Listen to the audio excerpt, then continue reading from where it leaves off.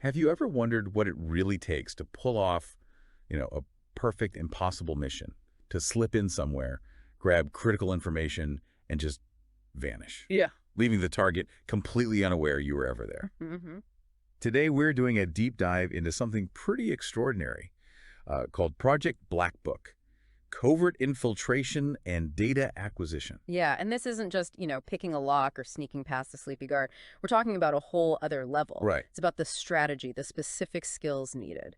It goes way beyond just getting in and out. It's about becoming, well, like a ghost in the machine. A phantom in the archives. I like that. Leaving zero evidence you were ever there. Exactly. No verifiable trace. Okay, so to really get our heads around this, let's use a scenario. Imagine infiltrating, say, the former city archives building. Okay, good target. Lots of potential layers. Right. So the mission is to get inside, get the data, and get out clean. We want to unpack the mindset, the tools, the incredible precision needed. And maybe think about what you, listening, can learn from this kind of extreme planning and execution. Sound good? Let's do it. All right. So the target, this former city archives building. Gaining access discreetly is objective number one. Yeah. What makes a place like that such a tough nut to crack? It's not just a locked front door, I assume. Oh, definitely not. Think of it like a fortress, right? A fortress full of secrets with layers of security. Layers like? Well, physically, you've got the obvious stuff first. Fences, maybe reinforced doors, windows could be barred or blacked out entirely. That's just the outside. Okay, so getting past the perimeter is the first challenge. Then you're inside. Now you've got internal security to deal with. That could mean armed guards, maybe patrols, maybe guys at fixed posts. Armed guards? Okay. Plus surveillance, cameras everywhere, motion sensors, maybe even acoustic monitors listening for noise. And access controls could be key cards, maybe even biometrics in sensitive areas. Wow. Okay, so multiple physical and electronic hurdles. And the data itself, it's not just sitting on a shelf, is it? Not a chance. Digital files. Encrypted. The network itself. Right. Monitored. Physical documents are probably locked up, tight safes, secure cabinets, that kind of thing. Makes sense. But here's the real kicker. The thing that shapes the entire operation from the get-go. It's this absolute golden rule, forensic avoidance. Ah, the zero trace policy we hear about. What does that actually mean on the ground? It means everything. No fingerprints, no DNA, so no hair, no skin cells, no fibers from your clothes. You draw a tool, you pick it up. Everything. Every single sign you were there has to be erased, meticulously. It's not just about success, it's about making it look like it never happened. That changes everything, doesn't it? It's not just about the goal, but how you achieve it, leaving no residue. Precisely. Every single move has to be thought through, not just for what it achieves now, but for the trace it might leave later. Okay, so that's the fortress. What kind of gear does an operative bring to face this? Especially if invisibility is their main weapon. Let's talk about this advanced infiltration kit. Right, it's definitely not stuff you pick up at the hardware store. Yeah. First, there's the multi-spectrum breaching tool, the MSBT. Okay. It's compact, but it packs a punch. It's got thermal imaging, lets you see hidden wires, maybe active systems. It's got sophisticated lock-picking tools for electronic and mechanical locks. You mentioned a cutting torch. That sounds noisy and not very no trace. Ah, good question. It's tiny, very precise. Think surgical. It's a last resort, really, for maybe manipulating a hinge or a very specific lock mechanism if absolutely necessary, and only if you're certain you can do it cleanly. It's about bypassing, not smashing. Okay, surgical. Got it. Well, you have the Universal Interface Device, UID.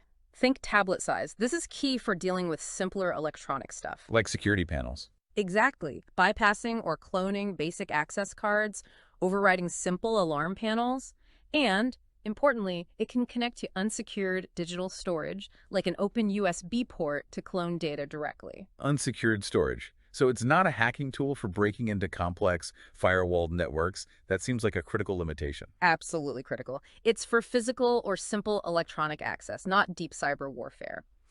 Then there's the micro camera scanner array. Sounds small. Pen-sized, Oh. high-res. It's for digitizing physical documents super quickly, right there on the spot. Stores everything onto an encrypted micro SD card. Fast scanning. Okay. And you mentioned forensics earlier. Right. The forensic avoidance kit itself, Yeah. gloves, obviously, shoe covers, Yeah. special wipes for cleaning surfaces, and a small UV light UV light. Why? to check your work. To look for any tiny traces, residues, disturbed dust, things the naked eye might miss. It's about being thorough. So the cleanup is constant, built into the process. Right. And once you have the data, digital or scanned, where does it go? That goes on to the Secure Data Exfiltration Device, or SDED.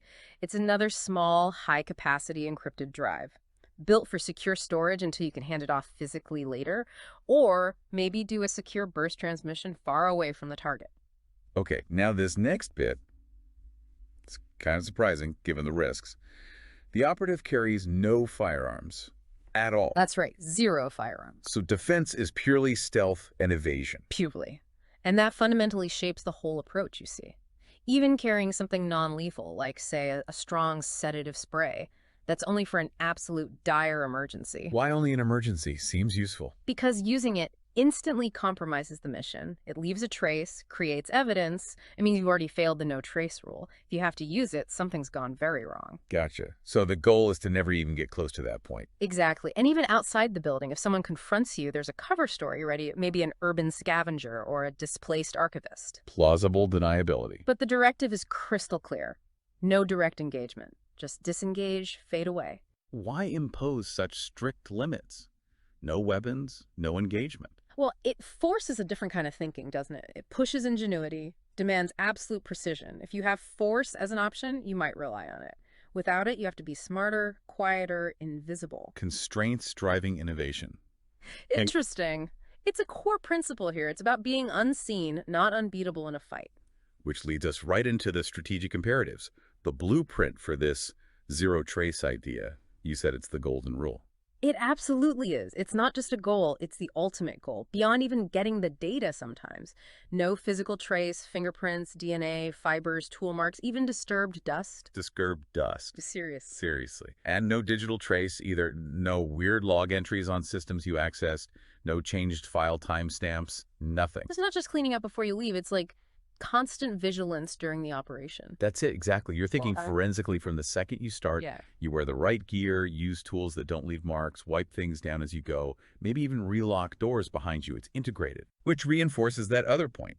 Stealth and bypass over force. Invisibility is the shield. Absolutely. Your best weapon is them not knowing you're there. Engaging anyone, even non-lethally, is noisy, risky, leaves evidence. The priority is always to bypass security altogether. Use the MSBT, use the UID, slip pass. It's an intelligence op, not a smash and grab. Precisely. Outsmart, don't overpower. And once you're inside, you can't just browse. It's rapid assessment and targeted acquisition. Time is everything once you're in. You need to quickly figure out where the high-value stuff is, secure offices, safes, maybe a server room, specific archive sections. No time wasted on junk. None. Get in, identify targets, use the scanner array or the UID efficiently, get the data, and move. That focus under pressure, that's a skill in itself. Okay, but what if things go wrong? Alarms trip, someone hears something, there must be contingencies, controlled progression, and contingency planning. Oh, absolutely. You plan the infiltration, layer-by-layer perimeter, building shell, internal zones, the data storage itself. But if compromise looks unavoidable, if an alarm goes off, if you think you've been spotted, Abort. the mission shifts instantly. Priority one becomes clean exfiltration. Get out, leave no trace. Even if you don't get the data, your own security and maintaining that no trace principle become paramount. So better to escape clean and empty-handed than get caught or leave evidence behind. Exactly. Knowing when to cut your losses is vital. Okay, we've got the place, the gear, the strategy. Let's talk about the person, the skills. Becoming this unseen thief. It sounds almost like science fiction. It demands some pretty incredible practical skills. Deep specialization. Take advanced covert entry and breach. Lockpicking, basically. Way beyond basic lockpicking. We're talking expert level with that MSBT tool, high security mechanical locks, electronic keypads, card readers. You need to know how they work, their weaknesses, and how to exploit them silently without leaving a mark. And the electronic side, using that UID. Right. Cloning access cards, maybe bypassing simple electronic locks or panels. It takes technical skill, but also understanding the systems where the vulnerabilities usually are. And alarms. Identifying and silently getting around all kinds of sensors. Motion detectors, infrared, microwave, pressure plates under carpets, contacts on doors and windows, even glass break detectors. You need to know how to fool them or bypass them entirely. That's a lot of systems to understand. What about safes? Vaults. Well, this mission profile doesn't specify a major vault, but yeah, an operative needs to be ready for heavy-duty safes or reinforced cabinets. Non-destructive methods first, always. Like manipulation. Right. But if that fails and time is critical, that precise torch on the MSBT might be an option. Maybe on hinges or a specific mechanism, but it's risky noise, potential evidence. Oh. A calculated gamble used very sparingly. Okay, so you're in. But now you have to move around inside, undetected, internal navigation and security awareness. This is huge. Spotting cameras, including the low light or IR ones, motion sensors, maybe even hidden mics. You need to figure out their coverage, their blind spots. It's like developing a sixth sense for surveillance. Just constantly scanning the environment Hmm. while trying to be invisible yourself. How do you even move quietly in an old building? I bump into things in my own house at night. Small chuckle. What? It takes a lot of practice. Yeah. And it includes understanding guard patterns. Watching the guards. Silently observing, mapping their routes in your head, noting shift changes when they take breaks where they might be less alert, all while practicing close-quarter stealth, Meaning? moving like a shadow, silent footsteps, opening doors without a squeak, avoiding creaky floorboards, using darkness and corners. Every little sound, every flicker of movement matters. Okay, so you find the target documents, maybe a computer. Secure document handling and digitization. You can't just stuff papers in a bag. No way. If it's physical docs, you use that micro camera scanner array. Fast, precise. No smudges, no tears, no fingerprints left behind. And if it's digital data? You use the UID, if possible. Connect to an accessible port on, say, an unsecured workstation or external drive. Clone the data quickly. You need some understanding of file structures to grab the important stuff efficiently. And immediately secure it. Instantly. Encrypt it, transfer it to the SDED. And for physical documents, this is crucial. If you move them at all, you put them back exactly as they were. Original position, original orientation, untouched. So no one can even tell they were looked at. That's the goal. Which brings us back to the forensic countermeasures. This really is the heart of zero trace, isn't it?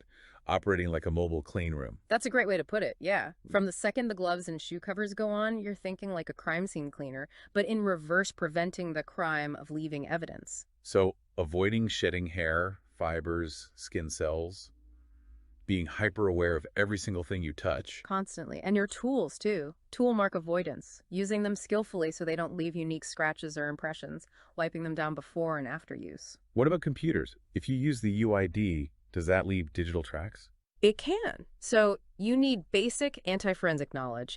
If the UID allows maybe clearing recent file history, deleting temporary files, covering login tracks if possible, minimizing the digital footprint. And literally putting things back how you found them, down to the dust. Environmental restoration, yeah. Fixing tiny disturbances. A chair moved slightly, put it back, dust wiped off a surface. Maybe. Well, you try not to disturb it in the first place. But that UV light helps you double check. Look for anything out of place, any residue. It's obsessive detail. All of this against a clock. 2 hours, maybe? Mm-hmm. Time management under pressure. Definitely. You'd use silent timers, maybe vibrating ones, set milestones within the overall window. It forces rapid, critical decisions under extreme stress. Which path is safest? Which target is quickest? What if something unexpected happens? Exactly. Constant assessment, reassessment, every second counts, no time for hesitation. So, finally, Mm-hmm. what kind of person can actually do this? The psychological side must be intense. Psychological fortitude. Oh, absolutely. It demands, well, perfectionism, almost obsessive perfectionism. One tiny mistake, a fingerprint, a noise could blow the whole thing. And the stress. Working alone, in silence, knowing capture is potentially The instant. incredible composure is needed, calm under that constant silent threat, razor-sharp focus for hours. Plus, things never go exactly to plan, right? It's hugely important. Adaptability and problem-solving on the fly. What if a lock is different than expected? Or a guard patrol changes? You have to assess, adapt, find a solution using your skills and tools right then and there, within the time limit. Striving for perfection, prepared for imperfection. So, Project Black Book. It really is the ultimate test, isn't it? Covert infiltration is a kind of art form. Mm-hmm. A silent surgical strike, steal the secrets, leave the enemy completely unaware. Become a ghost, a non-entity that achieves its goal without ever revealing its presence. That's the essence of it. It's incredible. So as we wrap up this deep dive, here's something to think about. What lessons from this extreme world of precision planning and that zero trace mentality, what could you apply in your own life? How could those principles maybe stealth in how you execute a project, precision in the details, leaving no unwanted fingerprints, metaphorically speaking? Hmm. How can that apply to managing information, running a project, maybe even just navigating complex situations or relationships in your world? Something to mull over.